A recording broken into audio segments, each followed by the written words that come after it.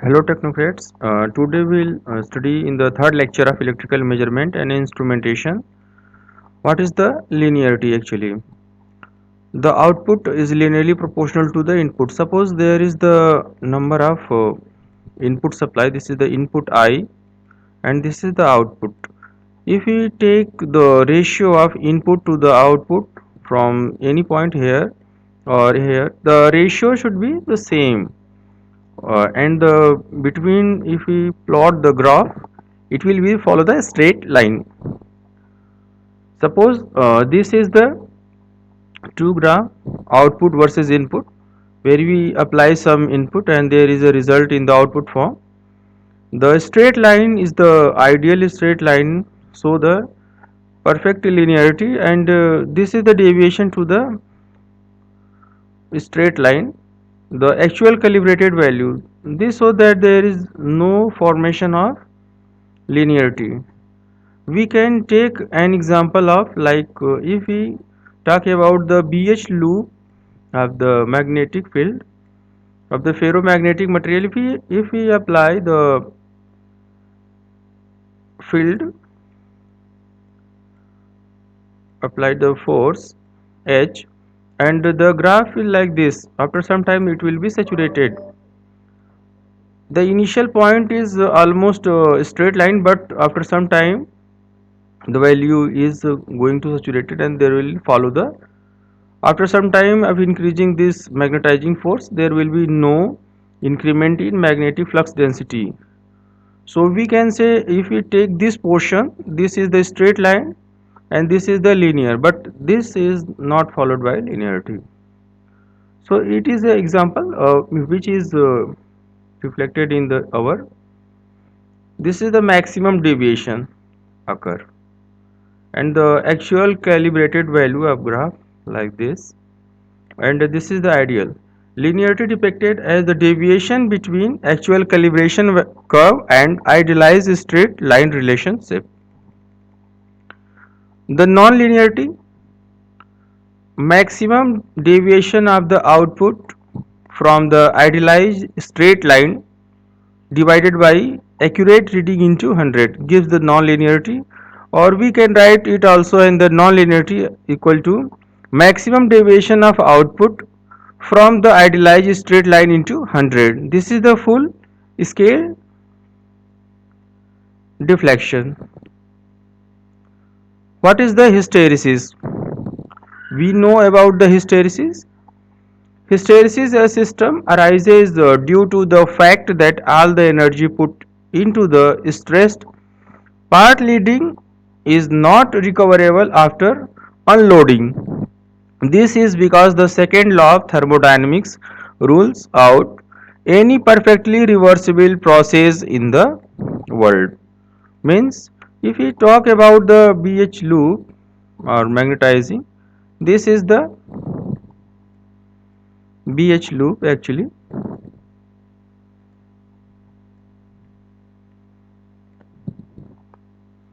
Okay, just actually it is not a completely straight line, but suppose I am, this is the force, applied force, and this is the magnetic field density. If we increase, initially it follow the straight line, after some time it will be the saturated when I am increasing this value. After some time I am reducing, yeah, we are reducing h into this direction, but the graph is not followed by the initial points. When h is 0, when h is 0, b is not 0, because this is the due to residual magnetism, the remaining portion of flux retained by the ferromagnetic material. If you want to reduce this flux density in the ferromagnetic material, we have to work minus h. The this force is known as coercive forces, applied force to reduce the magnetic flux density, and this is the B is 0, and in the negative also there is a saturation point. Again This is the point minus h is the maximum. This is the h minus जो है, this is the hc, this is the critical, and this is the coercive forces, and this remaining amount of the magnetism is called the residual. After we take the positive reading, but here this is h is 0, but again b is not 0, and here some h is produced and b is 0. Again this, there is a path or the formation of loop. The same path is not followed by this graph. Actually, we starting here the red dotted line, and when after moving from high voltage, high force to minimum force, the path is not followed. There is the formation of loop. So we can understand that the hysteresis by this example. So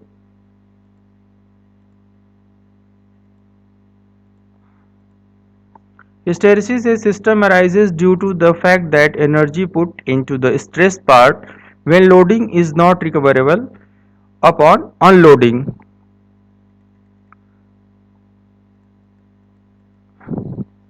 This is input and this is output. This is loading and this is unloading. We reduce the input, this is the unloading, and if we go back direction for the like as the h, and this is the bh loop, this is the loading, this is unloading, again the formation of this the loop. We can also work like the straight line, this is the loading and this is unloading. If you make a complete cycle, this is maximum output hysteresis. This is the residual magnetism is known as maximum output hysteresis, and this portion is known as maximum input hysteresis. This is the input hysteresis and this is the maximum output hysteresis. This is the form of hysteresis effect.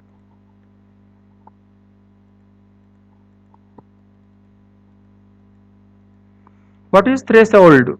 We discuss about the threshold value. If the instrument input is increased very gradually from 0, there will be minimum value below which no output change can be detected. Up to a value below, there will be no output will be detected. This minimum value defines the threshold of the instrument. We can check threshold because the backlash, this is the driven gear, this is one example, and mechanical example you can check here. What is the dead time? Dead time is defined as the time required by a measurement system to begin to respond to a change in the measurand. Dead time is the defined as the time required by measurement system to begin to respond to a change in the measurand. Dead time in fact is the time before the instrument begins to respond after the measured quantity has been changed. This is the what is the dead zone? It is defined the largest change in input quantity for which there is no output of the instrument. There is no output of the instrument, it is called the, but for it there is a largest change in input quantity for which there is no output of the instrument, it is called the dead time. We can check here the by the simple graph. This is the dead time for I am going to we are going to increase that value, but there is no output, dead time, and this is the dead zone for this. And again there is a another graph, this is the another graph like this. This is the dead time for this graph actually, and this is the dead zone. This is the dynamic error. This is graph 1 dash. We just about talk about the one, and this is the dynamic error. Measured quantities like this, measuring delay is the, your measuring lag is this. This is the dynamic error. Suppose there is a watt meter reading, or there is a, suppose any instrument is going to heating, and we take reading after each 10 second. When we take 10-second reading, after that if again I am taking the reading 10 second, if there is a delay 1 or 2 seconds between the that delay, the temperature of that substance may be increased, which is causing an impact of dynamic error.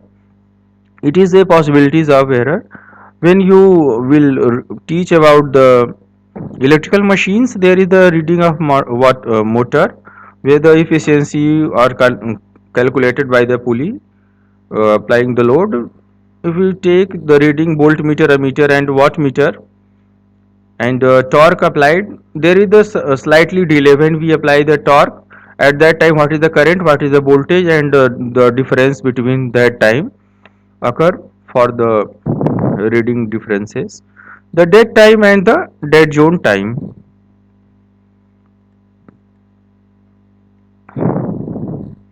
What is resolution or discrimination? Resolution defines the smallest measurable input change, while the threshold defines smallest measurable input.